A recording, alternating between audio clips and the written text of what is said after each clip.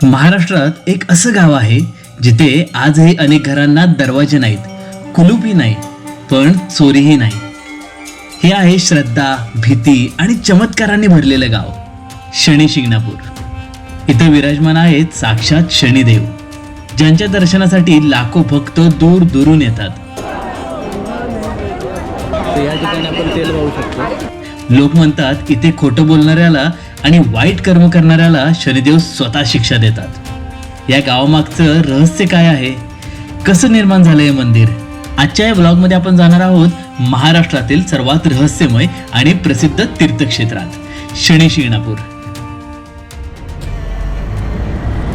नमस्कार मित्रांनो, पुन्हा एकदा तुम्हा सर्वांचं स्वागत करतो नेहमीप्रमाणेच भन्नाट अशा व्हिडिओमध्ये.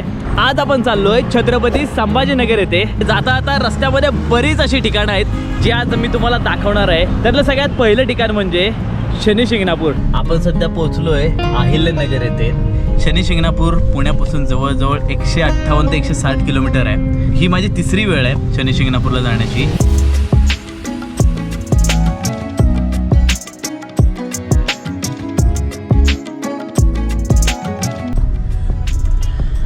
आत्ता येऊन पोचलोय घोडेगावमध्ये आणि खूप जास्त ट्रॅफिक आहे. आत्ता बरंच कंटिन्युअस ट्रॅफिक आहे.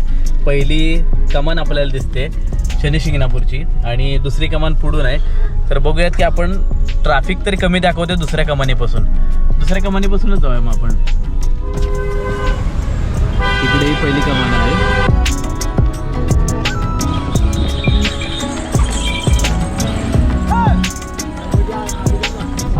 श्री क्षेत्र शनी शिंगणापूर मध्ये भाविकांचे हार्दिक स्वागत. तर गव्हर्नमेंटची पार्किंग कुठे आहे? पुढं आहे का? बऱ्याच ठिकाणी प्रायव्हेट पार्किंग आहे आणि तुम्हाला पुढे दिसेल की गव्हर्नमेंट पार्किंगच्या ठिकाणी शक्यतो आपल्याला लावायची गाडी. फायनली आपण पोचलोय मंदिराच्या इथे. इकडे आपल्याला प्रवेशद्वार दिसतंय आणि आज तुम्ही बघताय पूर्णपणे फुल आहे पार्किंग आणि गव्हर्नमेंट पार्किंग आहे. मागच्या बाजूला होते ते प्रायव्हेट पार्किंग आणि इकडं हे पूर्णपणे गव्हर्नमेंट पार्किंग इकडे दिसते. पे अँड पार्क आहे आणि इथूनच आपल्याला आज जायचं आहे, पण सध्या जागा शोधायची कुठं, कारण फुल आहे सगळं. येऊ द्या मागे, येऊ द्या. नशिबानं जागा लगेच भेटलेली आहे. देवासाठी आपण थोडंसं तेल वगैरे घ्यायचं आहे तर त्या ठिकाणी, कारण एकाल तेल वगैरे सर्व देवाला अर्पण करायचं. किती आहे याचे? 150 सर्व नारळ वगैरे सर्व आहे. चालेल, ठीक आहे. आणि आतमध्ये शूट आपल्याला अलाउड आहे, काय प्रॉब्लेम नाही ना? ओके, ठीक आहे. आता माहिती असेल, परमिशन असेल तर आपण शक्यतो हे करू. तुम्हाला आल्यानंतर पैसे द्यायचे का आता येऊन पे करू? ठीक आहे, लगेच पे करूया.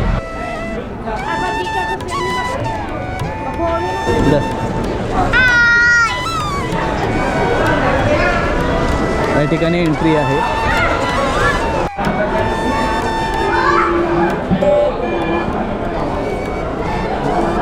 इथून बरंच लांब जायचं आहे. वरून रस्ता केलेला आहे आणि हे नवीन झालं आहे. जेव्हा मी आलो होतो मागच्या वेळेस, हे तिसरं वर्ष म्हणजे तिसऱ्या वेळेस मी आलेलो आहे आणि यावेळेस हे काहीही नव्हतं. म्हणजे पार्किंगच्या इथून आम्हाला रस्त्यानं जावं लागायचं आणि आता पार्किंगपासूनच खालून आपल्याला सरळ जायचं आहे.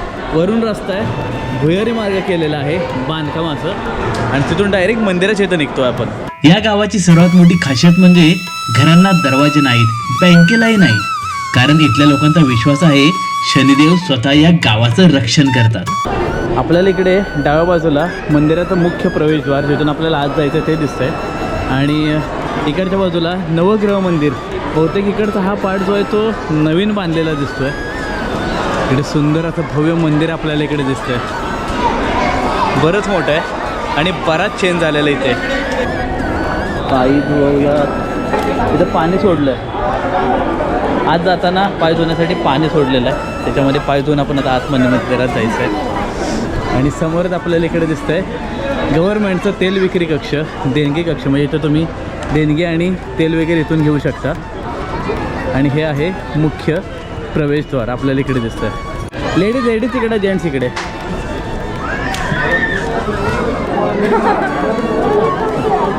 नारळ दादा इथंच फोडायचं आहे का आणल्यानंतर? दूसरा लेके जाओ, वो वहाँ पे अर्पण करने का दादा, इसको अर्पण करने का वहाँ तिथे अर्पण करायचं आहे का? हो. ओके. ही माळ इथं घालायची. माळ घाला. नारळ फोडायचं नाही आहे, डायरेक्ट अर्पण करायचं आहे पहिल्यांदा आणि माळ इथं अर्पण करायची आहे. शेंगा काय करतात? काळं कापड आहे ना.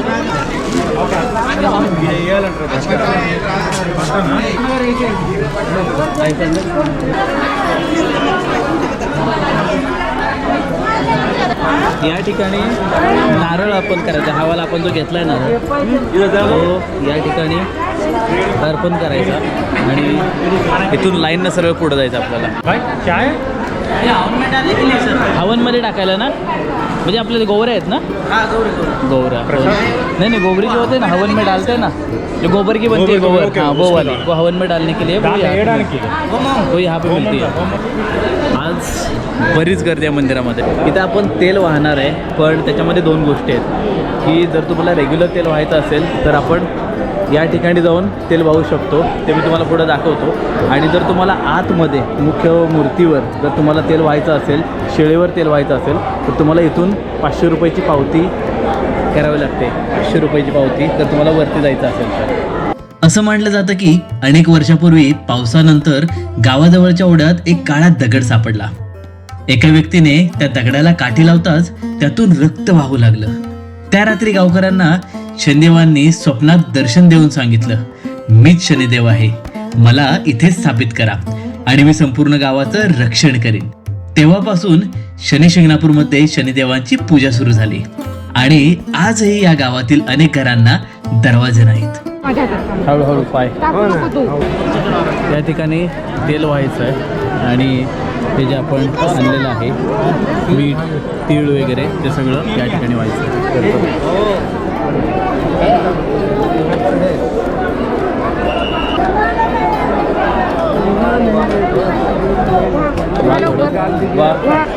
हात लाव.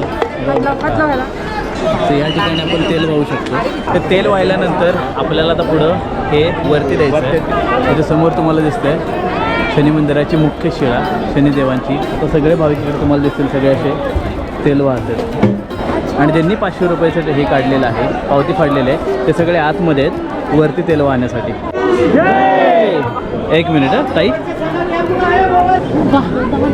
दादा इधर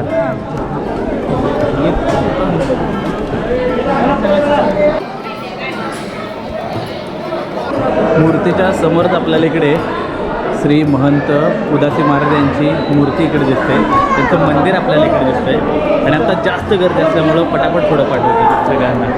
सगळेजण आता ओरडतात, सिक्युरिटी आहेत ते, कारण की गर्दी खूपच जास्त वाढली आहे इकडे.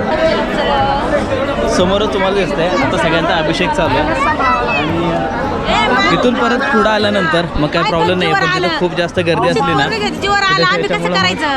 ते बघा असं होतं, गर्दी पूर्ण होते. दानपत्रामध्ये ना, हां या ठिकाणी मोठं दानपत्र आहे समोरच. सुट्टे आहेत, तू टाकते दानपत्रामध्ये टाक थोडे, हां टाक त्याच्यामध्ये. सुंदर असं हे मंदिर आपण आता पाहिलेलं आहे आणि समोरच आपल्याला लिहिलेलं दिसतंय, ओम नीलांजनम समाभासम रविपुत्रम यमाग्रजम छाया मार्टंद संभूतम तम नमामि शनैश्वरम. ओम शन शन शनैश्वराय नमः. हाँ चलो गाँव के कुछ कहेंगे बोलो. हां त्या मंदिराच्या आवारामध्येच आपल्याला इकडे एक विहीर पाहायला मिळते आणि जसं इथं लिहिलं आहे त्यांनी की ही पूजेच्या पाण्याची विहीर आहे. त्याच्यामुळे ती झाकून ठेवलेली आहे बघा, कोणतीही घाण त्याच्यामध्ये जाऊ नये यासाठी. आणि तिथं लिहिलेलं सुद्धा आहे की याला कोणी म्हणजे ट्राय करू नये की यातलं काही घाण टाकावे वगैरे का. घरी नाही. प्रसाद ना, हां प्रसाद. या ठिकाणी आपल्याला मग इथं मंदिराच्या मागच्याच बाजूला इकडे बर्फी प्रसाद काउंटर मिळते आणि मी असं ऐकलेलं आहे की इथली बर्फी खूप छानशी आहे. त्यामुळे आपल्याला पहिला तर प्रसाद घेऊयात. इकडे ती बर्फी मिळते, हे बर्फी प्रसाद काउंटर आहे इकडे. आणि गर्दी बघा, एवढी सगळे लोक आलेले आहेत. बर्फीसाठी कुपन घ्यावं लागणार आहे. 100 रुपये आहे आपण, म्हणजे जवळजवळ इथं दिलं आहे 20 रुपये पर पाकिट आहे प्रसाद. आणि आपण घेतलेले आहेत 5 पाकिट, कारण बऱ्याच ठिकाणी आपल्याला प्रसाद द्यावा लागणार आहे. दादा 5 पाकिट, 5 पाकिट आपण घेतलेले आहेत प्रसादाचे. आणि बऱ्याच ठिकाणी जसं मी म्हणालो, बऱ्याच ठिकाणी तर यायला लागणार आहेत, कारण की इकडे सगळ्यांना येणं होत नाही. पण आपण आलो आहे ह्या मंदिरामध्ये, आपलं दर्शन झालेलं आहे, तर आपल्यामार्फत प्रसाद बाकीच्यांना सुद्धा मिळेल यासाठी.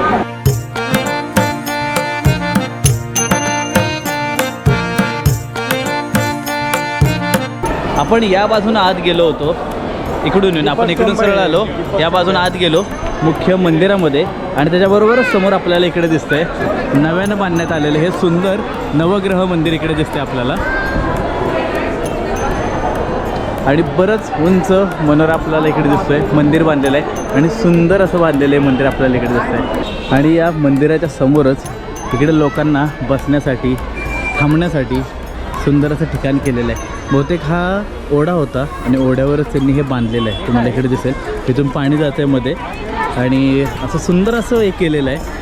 हे खरंच मी जेव्हा आधी आलो होतो त्यावेळेस या गोष्टी काहीच नव्हत्या. जुनं असं मंदिर होतं पहिलं जे आतमधलं होतं ते, पण आता बरीच डेव्हलपमेंट झालेली आपल्याला इकडे दिसते. आणि जसं मला कळतं आहे की हे मंदिर आता पूर्णपणे गव्हर्नमेंटच्या अंडर गेलेलं आहे, त्याच्यामुळे इथल्या सगळ्या गोष्टी चेंज झालेल्या आहेत. म्हणजे इथले रूल्स रेग्युलेशन सगळ्या गोष्टी आता गव्हर्नमेंटप्रमाणे चालतात. खाल्लाय ऑलरेडी. मस्त. या बाजूला आय लव्ह शनी शिंगणापूर असा सेल्फी पॉईंट बनवलेला आहे आणि याच्याबरोबर समोर एवढे सुंदर असं बनवलेलं आहे. ते सगळे खांब असे तुम्हाला दिसतील आणि प्रत्येक खांबामध्ये तुम्हाला अशा मूर्त्या दिसतील.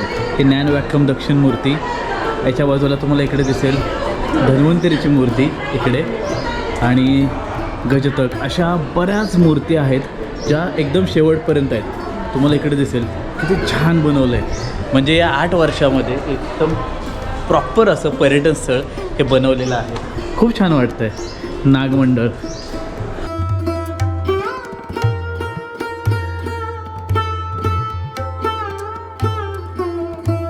सुंदर असं मंदिराचं दर्शन झालेलं आहे आणि आता आपण निघालो आहे पुढच्या ठिकाणी. इथून आता निघताना इथली जवळजवळ जी पार्किंग फी आहे ती बहुतेक 20 रुपयात सांगितलेलं आहे. नाही नाही आहे सुट्टे 20 रुपये. हे आहे हे जरा हे काय 10 तर कुठे चालणार आहे.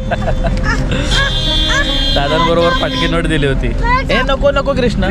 एक करा उसाचा रस. हा एक करा. पारंपरिक पद्धतीने उसाचा रस इथं काढला जातो.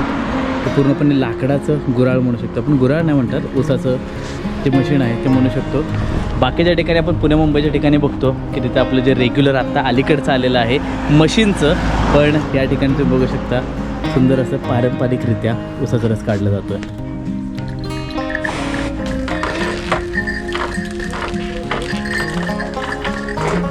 शनी शिंगणापूर या ठिकाणी ते आपल्याला बऱ्यापैकी ठिकाणी पाहायला मिळतं. मारत नाही ना? हां का? हो हो हो. घाबरत आहे? बुजतंय का? बुजतंय का म्हटलं? आपला उसाचा रस तयार झालेला आहे सुंदर असा.